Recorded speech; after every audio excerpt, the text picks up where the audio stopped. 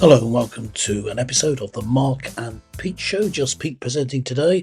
We're going to take a dive into President Donald Trump's first day back in office, and believe me, it's been anything but quiet, as you may have heard. Well, let's get into it. First off, the big news: Trump issued a lot of pardons, not just a few, but around 1,500 pardons for individuals involved in the January the 6th Capitol riot. But that's not all.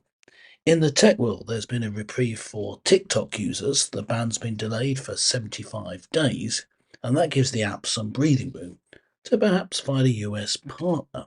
Now, the argument against TikTok is that it's owned by the Chinese government, so there is purpose in that. It's a classic Trump move, I think, though. The art of the deal, you might say. He's managed to delay it, and there may be a way to bring it back. On the immigration front, we've got Trump going back to his hardline stance as promised in his election campaigning, mass deportations, the end of the catch and release policy that's been in place, and he's going to go and try and attempt to end birthright citizenship, which is a constitutional right. So he's going to stir up some legal dust, but there is room for manoeuvre, and it may be that the Constitution has been misapplied up to this date.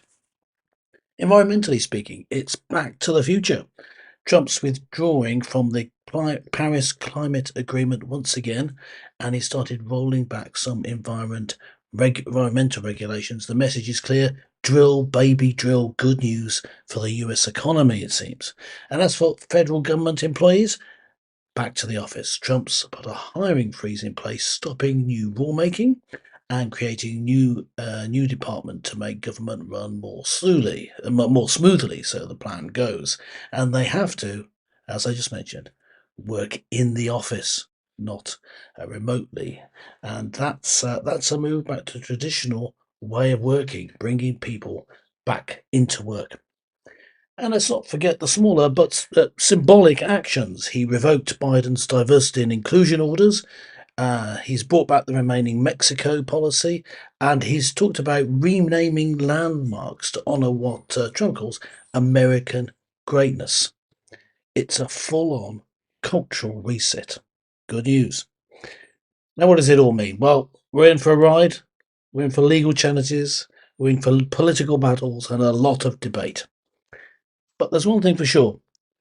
Trump's not here to just coast along and to play it safe. He's setting the stage for what could be the most contentious and also one of the most effective politically, financially, and diplomatically presidential terms there has been in recent history.